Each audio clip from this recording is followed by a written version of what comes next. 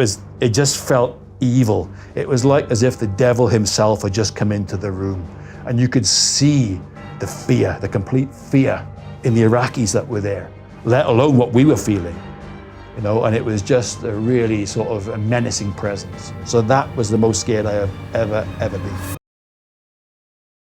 El hombre que acabas de escuchar es Paul Hughes, un espía británico que se enfrentó a una de las bestias más temidas y poderosas de todo el Medio Oriente, Saddam Hussein, dictador y asesino iraquí cuyas manos se bañaron con la sangre de miles de inocentes. Pero esta no es la única historia que desentrañaremos hoy. Además, ahondaremos en el increíble relato de Ayman Dean, un terrorista arrepentido que decidió convertirse en informante para el Reino Unido, traicionando al criminal más buscado y peligroso del siglo XXI, Osama Bin Laden. En esta nueva entrega de Militarmente nos sumergimos en una aventura llena de tensión y espionaje. Aquí, cualquier error, por más mínimo que parezca, puede tener como consecuencia una muerte llena de tortura y dolor. Comencemos. One thing you should know about espionage, as well as bomb making, the first mistake is your last mistake. You're not going to live to make another mistake. And therefore, you have to be absolutely careful. One wrong word, and you are a head shorter and 6 feet under. Pocos eventos cambiaron de manera tan drástica la política mundial como el atentado a las Torres Gemelas acontecido el 11 de septiembre de 2001. En aquella fatídica jornada, 2 aviones comerciales secuestrados por insurgentes de Al Qaeda se estrellaron contra un símbolo histórico de la ciudad de Nueva York. La infame mente maestra detrás de ese ataque que acabó con la vida de miles de personas no fue otra que la de Osama Bin Laden, un militante yihadista de origen saudí que desde los años 80 predicaba un fuerte odio hacia Occidente y todos sus valores. Pese a ser el terrorista más peligroso e influyente del planeta, Osama había logrado convertirse en una suerte de fantasma que se escurría entre las manos de las fuerzas de seguridad de numerosos países. Como un nómade misterioso, el líder de Al Qaeda atravesaba fronteras junto a su séquito de guerreros. Mientras dormía en cuevas, planeaba ataques masivos contra los enemigos del Islam. Pero lo acontecido con las Torres Gemelas fue la gota de sangre que derramó el vaso. Su captura se volvió primordial y para ello los países de la OTAN recurrieron a sus mejores soldados. Es aquí cuando entra en acción Paul Hughes, un miembro de la Real Fuerza Aérea Británica especializado en comunicación. En septiembre de 2001 fue reclutado junto a 5 compañeros para una misión especial. So the 6 of us had 3 months to learn Pashto up to a really decent level. So that's reading, writing, and actually, obviously listening, but speaking it as well, to be able to converse, to get the points across, so we can find out pieces of the intelligence jigsaw again in Afghanistan. And the raison d'etre for that, but basically, was to find Osama bin Laden. That was the mission. Pastún es el idioma más hablado en Afganistán, país que figuraba como el principal sospechoso de alojar al líder árabe. Era fundamental poder entablar conversaciones fluidas para adquirir toda la información posible. Las fuerzas occidentales tenían claro que la única manera de capturar a un terrorista escurridizo como Osama Bin Laden era apelando a los civiles que tenían miedo de una guerra a gran escala. Ellos revelarían información, pero para aprovecharla era crucial aprender su lenguaje. Claro está, las complicaciones en Afganistán no solo fueron idiomáticas. El clima y la geografía de ese país presentaban un desafío para cualquier nación que pretendiera invadir u ocupar el territorio. Allí los días son asfixiantes y las noches son heladas. Las distancias entre ciudades son enormes, dejando a los ejércitos a merced de emboscadas de células guerrilleras que conocen mucho mejor el terreno. Como si fuera poco, las montañas son casi imposibles de transitar con equipo militar pesado o vehículos de transporte de gran tamaño. Es por este tipo de factores que Afganistán ha sido apodado como el cementerio de los imperios, luego de que tantas fuerzas fracasaran en sus intentos de apoderarse de la zona. Como si esto fuera poco, la enorme presencia de armas en el mercado negro prometía convertir la estadía de los soldados en un auténtico infierno. Pero más allá de los riesgos, Paul Hughes tenía una misión que cumplir. Oh, the threats are there all the time, obviously. The weapons are commonplace over there. The Soviet Union occupied Afghanistan in the 80s. And the aftermath of that subsequently means that a lot of weaponry was left over. So you tend to see Kalashnikov rifles wherever you go. They're for sale in the souks. En un contexto en el que todo puede parecer una amenaza, la labor de los espías cazadores como Paul Hughes era diferenciar lo cotidiano de lo extraordinario. Esto implica poder reconocer cuando un individuo sale de su rutina para realizar actividades sospechosas. El problema radica en que lo que resulta normal para un afgano puede ser totalmente extraño para un británico. Es por eso que Hughes y su equipo tuvieron que familiarizarse con la vida en Medio Oriente y empaparse de su cultura, interactuando con civiles y fuerzas militares o policiales aliadas. No fue un proceso sencillo, ya que se trata de sociedades muy contrastantes, pero era la única forma que tenían de detectar elementos sospechosos que pudieran entregar indicios sobre el paradero de Osama Bin Laden. En simultáneo a esa labor, las células terroristas de Al-Qaeda llevaban a cabo ataques constantes contra los puestos de fuerzas occidentales que de a poco plantaban bandera en suelo afgano. Los insurgentes actuaban como guerrilleros, aprovechando su conocimiento del territorio para golpear por sorpresa. Era la única manera de igualar la superioridad material y técnica de las tropas británicas y norteamericanas. Durante su estadía en la región, Paul Hughes recuerda que tuvo varios encuentros cercanos con el rifle AK-47, el cual se transformó en un absoluto clásico dentro de las filas terroristas. Pull the trigger and it's on round, you fire just the one bullet. If it's on automatic, you'll go through a magazine. So the entire magazine will be emptied in a blink of an eye, basically. But a lot of them are rusted on automatic. So it's a 7.62 caliber bullet, so it's quite a bit of an elephant gun, really, and it's quite weighty. So, and these guys are not exactly professional marksmen. So when they fire it, they're not aiming it and holding it properly, so they'll just fire it like they're in a Hollywood movie. Los insurgentes yihadistas no siempre recibían el mejor entrenamiento posible. De hecho, en muchos casos eran simples civiles a los que se les colocaba un arma de fuego en las manos para servir como tropa de choque contra un enemigo demasiado poderoso. Ante la ineficaz puntería de los terroristas, Paul Hughes recibió un consejo bastante particular de parte de sus superiores. Si hay solo un insurgente disparando, es mejor solucionar las cosas con tus propias manos. If you're going to open fire and you're in close proximity to yourself and it's just the one guy firing and there's not obviously a complete barrage coming towards us and you think you can take him out and get to him in time, then run to the guy and smack him in the mush, basically. El arsenal de Al-Qaeda no solo estaba compuesto de rifles AK-47. Los soldados yihadistas de Osama Bin Laden contaban con una gran variedad de elementos destructivos, entre los que destacaban las ametralladoras PKM, una maquinaria brutal capaz de cubrir de plomo un objetivo en pocos segundos. Otro ítem que era muy temido por las tropas occidentales eran los lanzadores de cohetes antitanque tipo RPG, un dispositivo simple con la capacidad de volar en 1000 pedazos a un vehículo de blindaje ligero. Si a ese tipo de fuerza de ataque la combinamos con estrategias de guerrilla o emboscadas urbanas, el resultado podía ser altamente riesgoso, incluso para un ejército poderoso como el de la coalición liderada por Estados Unidos.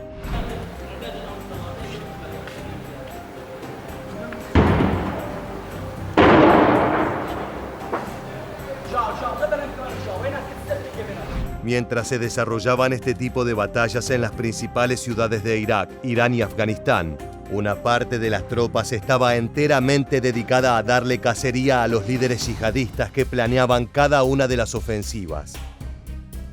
Paul Hughes no especificó cuánto tiempo pasó en Medio Oriente, pero sí relató que fue el suficiente como para recolectar inteligencia muy valiosa que ayudó a dar con importantes referentes del terrorismo islámico.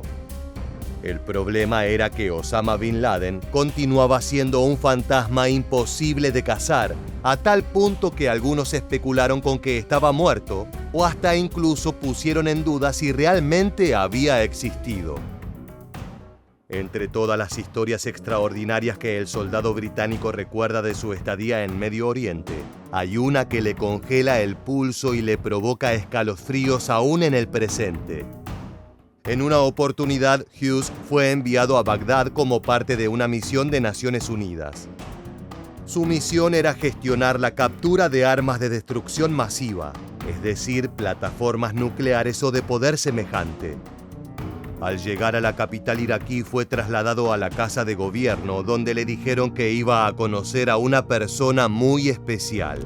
So we went in and we were waiting to be briefed. We were told that it might be a very important person, a VIP coming in from the Ba'ath Party. We didn't know who. So all of a sudden, you could see fear in the guards' faces in the room. And it was quite a large room. And all of a sudden, in walks Saddam Hussein.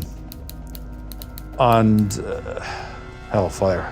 Literally, the hairs on the back, not just my neck, but everybody. You could see goosebumps on everybody. Frente a Paul Hughes se encontraba el presidente dictatorial de Irak, Saddam Hussein. Si bien no era catalogado como un terrorista, sí se encontraba en la lista de enemigos de la OTAN.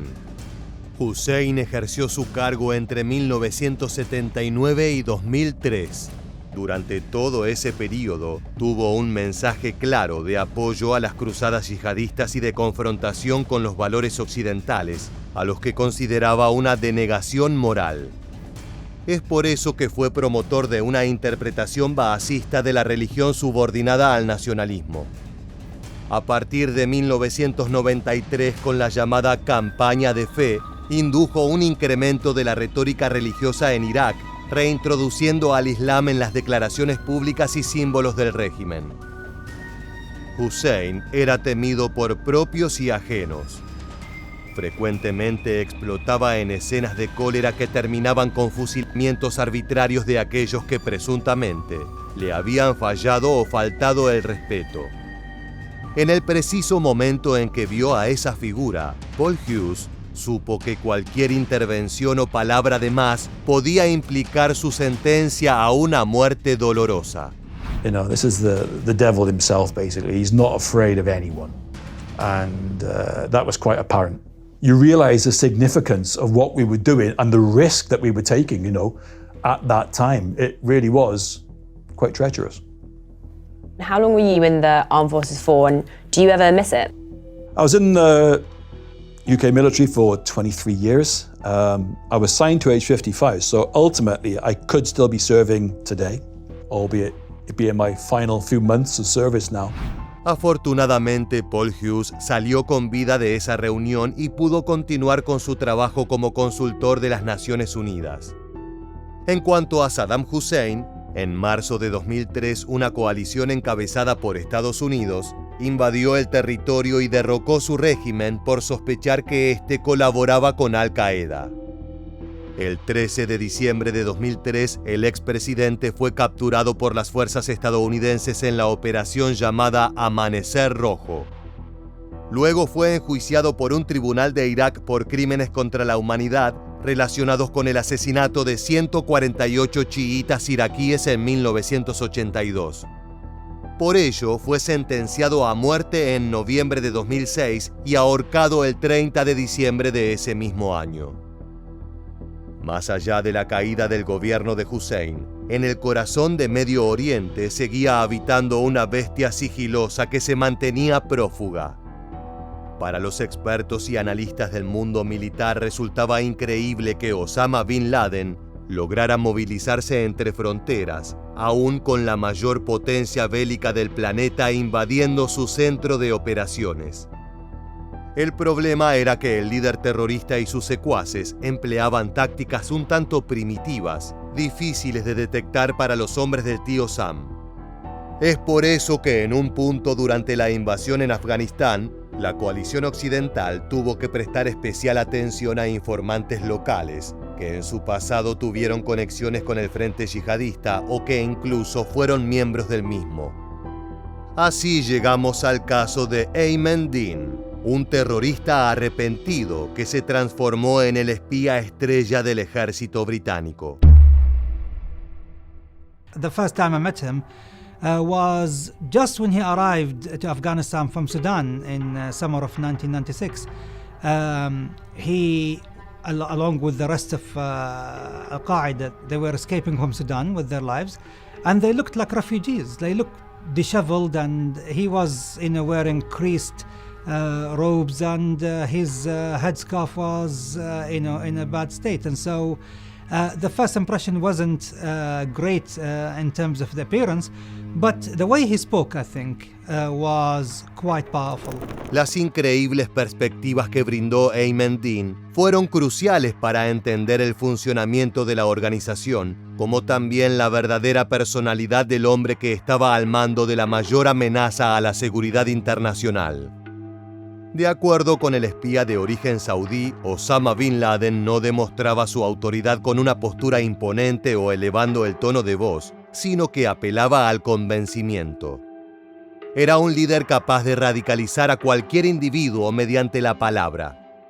Este don le permitió construir un ejército gigantesco de soldados totalmente convencidos de la causa por la cual estaban luchando.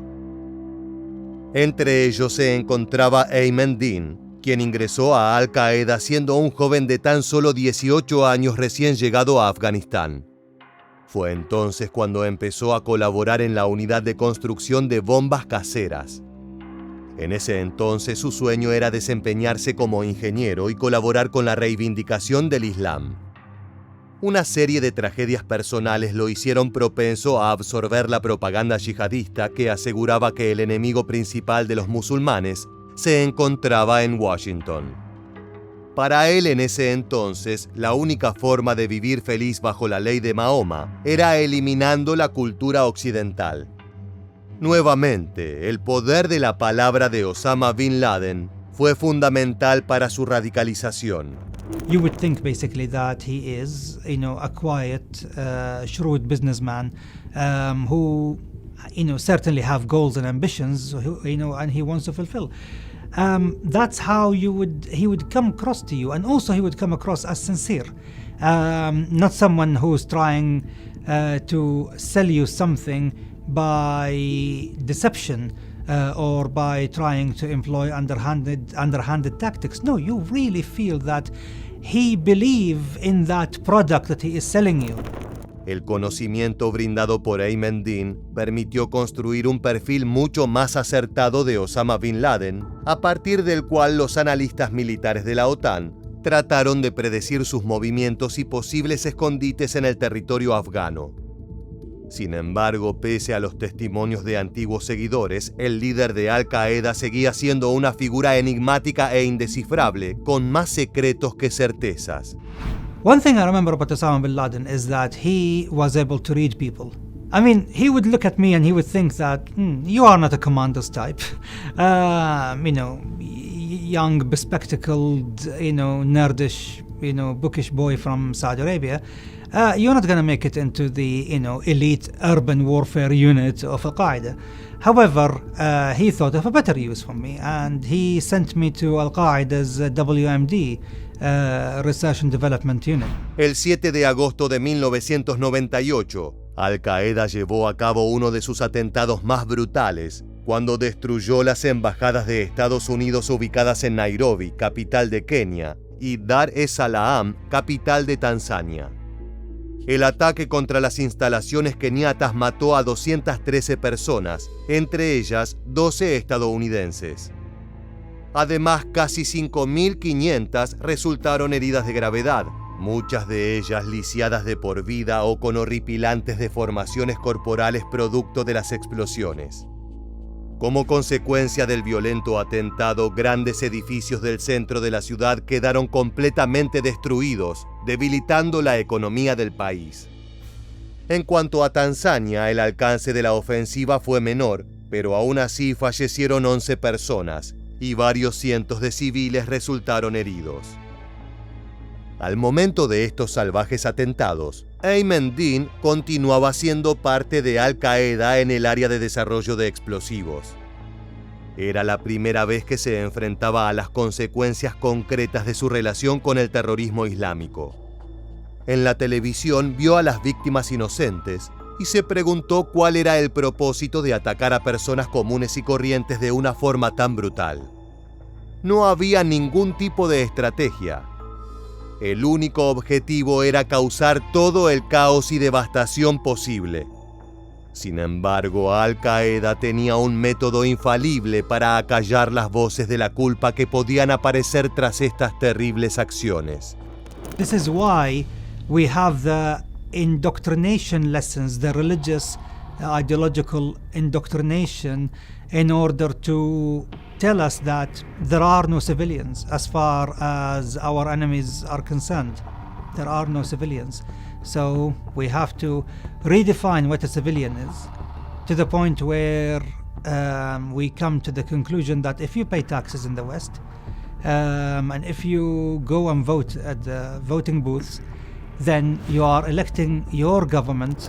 Pero las respuestas de la fe no fueron suficientes para acallar la culpa que Ayman Dean sentía en su corazón. Él sabía que lo que el grupo terrorista había hecho estaba mal y no encontraba motivos concretos para justificar semejante barbarie. Desencantado con los objetivos que proponía Osama Bin Laden, el joven, quien entonces tenía 20 años, decidió escapar. Tenía una excusa perfecta. Debido a un problema de salud preexistente, había pautado un viaje a Qatar aprobado por el Consejo de Al Qaeda. Era su chance de huir y no regresar jamás a esa guerra santa de la cual ya no quería ser soldado. Una vez fuera de Afganistán, pasó varios días reflexionando acerca de qué hacer con su vida. Luego de meditarlo, decidió que lo mejor era ir con las autoridades para ofrecer su conocimiento a alguna potencia occidental. Por puro azar, terminó siendo recibido y reclutado por el MI6, el servicio de inteligencia británico. Se le ofreció un trabajo peligroso, pero que lo ayudaría a limpiar su conciencia de todo el sufrimiento que había causado a inocentes. Su misión era regresar a Afganistán y continuar operando dentro de Al Qaeda, para luego reportar todos los datos obtenidos a sus contactos en Medio Oriente. Ignorando todos los riesgos y potenciales desenlaces mortales, el muchacho aceptó, siendo así el primer terrorista arrepentido que se transformaba en espía británico. Una trama digna de las mejores películas de James Bond. Sin embargo, la realidad guarda muchos desafíos que la ficción no puede siquiera imaginar. There were so many tasks. You see, when you are a spy, within an organization like Al-Qaeda, in a place like Afghanistan, which was a black hole. By the way, Afghanistan was literally the black hole of telecommunications in the entire globe at that time. It was even more disconnected than North Korea. There were no landlines and there were no mobile phones. The only way you can transmit information to the outside world is by going out. And therefore, your task is to absorb everything around you. Ayman Dean se volvió excelente en su labor. Durante años permaneció como agente doble, recolectando información fundamental para las fuerzas occidentales. Su posición era ideal para el tráfico de inteligencia, ya que formaba parte de los programas de desarrollo de armas y era un referente en el área de adoctrinamiento religioso.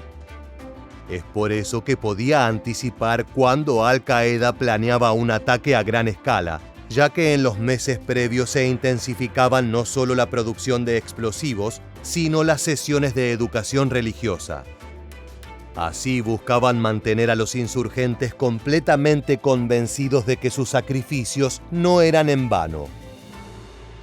El trabajo de Ayman Dean fue crucial para la eliminación de múltiples células de Al-Qaeda.